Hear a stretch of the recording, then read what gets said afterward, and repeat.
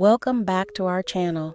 Pierce Butler, 1744-1822, was a prominent American political figure, a founding father, and one of the wealthiest plantation owners in the southern United States. Born in Ireland, Butler immigrated to America, where he became a major landowner in South Carolina and Georgia, inheriting a vast fortune through his marriage into the Middleton family, one of the wealthiest families in the Carolinas. His fortune largely came from rice and cotton plantations, worked by the labor of enslaved Africans. Butler played a significant role in shaping early American politics. He was a delegate to the Constitutional Convention of 1787, where he helped draft the U.S. Constitution. One of his most controversial contributions was his staunch defense of the institution of slavery. Butler was a firm believer in the necessity of slavery for the economy of the South, and he worked to protect the interests of slaveholders in the new nation. At the Constitutional Convention, Butler advocated for the inclusion of protections for slaveholders, including the infamous Three-Fifths Compromise, which allowed states to count enslaved individuals as 3/5 of a person for purposes of taxation and representation. He also supported the inclusion of a clause that protected the transatlantic slave trade until 1808, delaying its prohibition and ensuring the continued importation of enslaved Africans for several more decades. Despite his influence in shaping the Constitution, Butler's legacy is deeply tied to his role as one of the largest slaveholders in the United States. At the time of his death, he owned hundreds of enslaved people across his South Carolina and Georgia plantations. His immense wealth was built on the exploitation and oppression of African Americans, and his commitment to slavery was not only a political position, but a deeply personal one. Butler's descendants, particularly his grandson Pierce Mies Butler, continued the family legacy of slaveholding. Pierce Mies Butler would later gain notoriety for holding the largest recorded auction of enslaved people in U.S. history, the so-called Weeping Time in 1859, where over 400 enslaved individuals from Butler's plantations were sold to pay off his debts. This event marked a dark chapter in the history of American slavery and further cemented the Butler family's place in the tragic legacy of human bondage. Though Pierce Butler was a founding father and a writer of the Constitution, his legacy is inseparable from the fact that he helped embed the institution of slavery into the very fabric of the United States, an issue that would haunt the country and lead to the Civil War decades later. Pierce Mies Butler married Fanny Kemble, a British actress and writer. Fanny became deeply intertwined with the complexities of American slavery when she left the London stage for a life that seemed idyllic at first, one of grand estates, southern charm, and the wealth that came with her husband's plantations. But beneath the surface, Fanny quickly uncovered the brutal realities of enslavement. She was accustomed to the genteel society of the North, where discussions of slavery were often intellectual and detached. But here, slavery was stark, visible, and inescapable.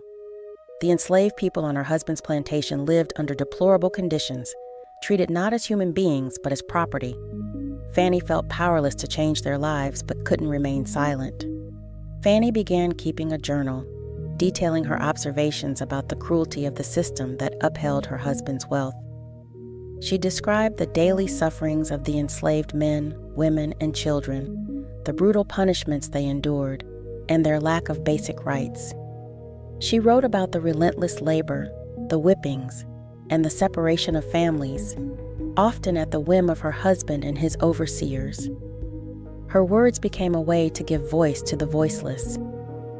She wrote with both compassion for the enslaved and a growing anger toward her husband and his belief that slavery was necessary and justified. Pierce had long believed that the plantation thrived because of slavery and any suggestion otherwise threatened his financial empire and social standing. This divide in their views, along with Fanny's outspoken criticism, drove a deep wedge between them. The more Fanny wrote, the more isolated she became in her marriage. She pleaded with her husband to treat the enslaved workers with humanity, to no avail.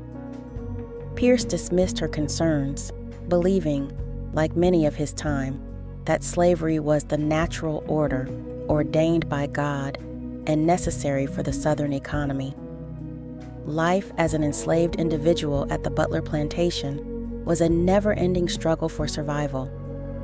Imagine being torn from your family, forced to labor under the scorching sun, and subjected to the whims of your oppressors. The brutality was relentless, with physical and emotional abuse serving as a constant reminder of your subjugation. The enslaved were mere commodities, stripped of their dignity and humanity. Their lives were dictated by the plantation's schedule, with every waking moment devoted to the production of goods that would line the pockets of their enslavers. The mere thought of escape was a distant dream, as the physical barriers and psychological manipulation ensured that freedom remained an unattainable luxury. The enslaved individuals at Butler Plantation were forced to adapt to a reality that was both cruel and arbitrary. They developed a complex social hierarchy, often relying on their community for support and solace. However, this fragile sense of normalcy was repeatedly disrupted by the sale of loved ones and the ever-present threat of violence. The constant flux of emotions was exhausting, leaving the enslaved to question their own identity and purpose. Who were they beyond their status as chattel? What hopes and dreams could they possibly harbor in a world that seemed determined to crush their spirits? In the midst of this unrelenting brutality, the enslaved found ways to resist, to hold on to their humanity, and to whisper their defiance to the winds. Through stolen moments of freedom, secret gatherings, and coded messages, they plotted their escape, their rebellion, and their collective survival.